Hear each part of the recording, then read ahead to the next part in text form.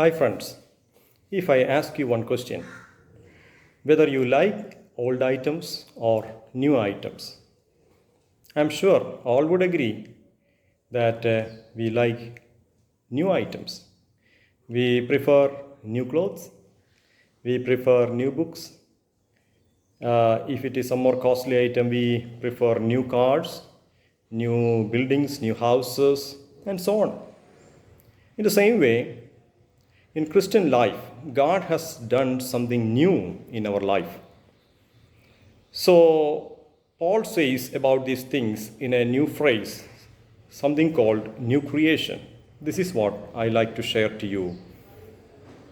In 2 Corinthians 5:17, we read that if anyone is in Christ, he or she is a new creation. The old has passed away. Behold, the new has come. What is new? Among those who study theology or Bible seriously would come up with various answers. Among the various answers, we can conclude these into two categories. First one is a cosmological understanding. What God has done new. The answer, according to this first group, is God has done something like a new world, and we are part of that new world, or we become part of that new world. That is called cosmological understanding of new creation. The second group would argue an anthropological understanding. What is that? God has done something new, fresh in each person's life. A new spirit. Something new. Exactly, it is not new spirit, but something new God has done in individual's life.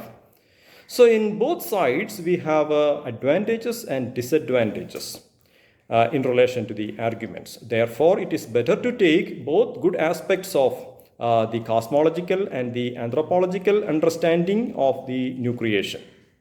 I don't engage into such type of theological discussions today, but we can simply understand the concept of new creation in contrast to the old creation. What is the old creation? The old creation represents the fallen nature, the lowly nature of sin.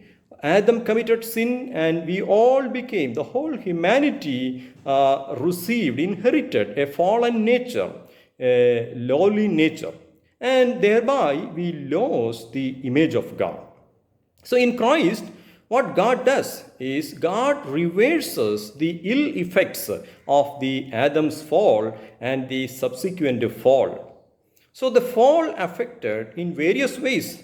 In what all the ways fall affected, the sin affected, God reverses that things. That is what God does in Christ. So that idea is metaphorically says that God has done something new, that is new creation. What we need to understand in relation to the new or new creation. I like to share three aspects of the new creation in relation to the biblical understanding, particularly Corinthian understanding. Because in Corinthians 5:17 we read, if anyone is in Christ, he is a new creation. Similarly, in Galatians chapter 6 verse 15 also talks about the same idea in relation to the religious rituals like circumcision and uncircumcision. Okay, so it is not circumcision or uncircumcision that needs but new creation.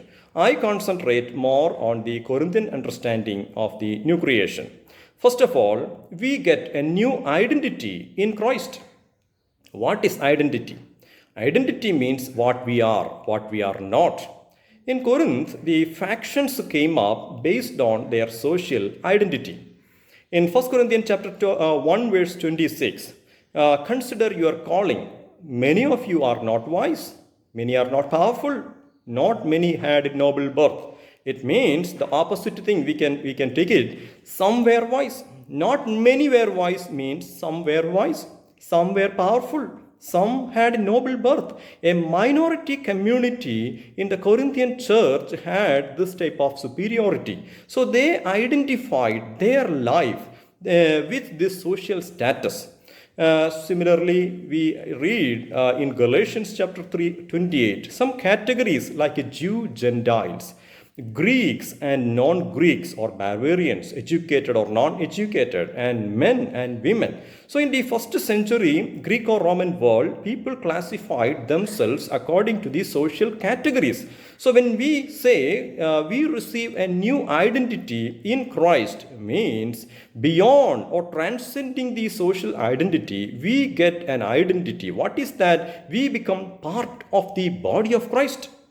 So in Christ means we become part of the new body of Christ, which is beyond the human categories. It is beyond the human identification based on the social status, political status, based on resources or birth and so on. So first of all, new creation means we get a new identity beyond our birth status, beyond our job, beyond our education and so on. So we have to be proud of our identity that we receive in Christ. We are part of the body of Christ. So that is the first thing we receive in relation to new identity or new creation.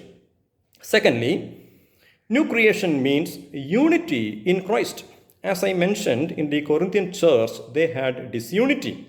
First 4 chapters of 1 Corinthians talk about various factions in the Corinthian church. Some identified with Paul, some identified with Peter, and others identified with Apollos, yet others identified with Christ.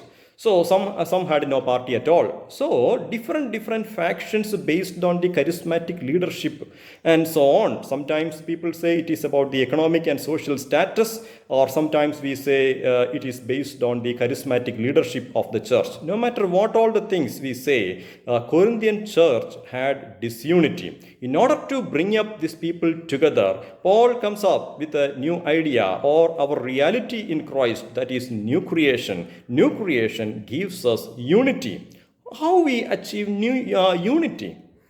We know that when we are in Christ, when we become part of the body of Christ, our old aim is changed. We receive a new aim. We set a new goal. We become part of the new aspirations. You understand? So what we stand for has been changed from what we had stood for. So new creation in terms of unity means a change of heart. Christ unites each one of us together.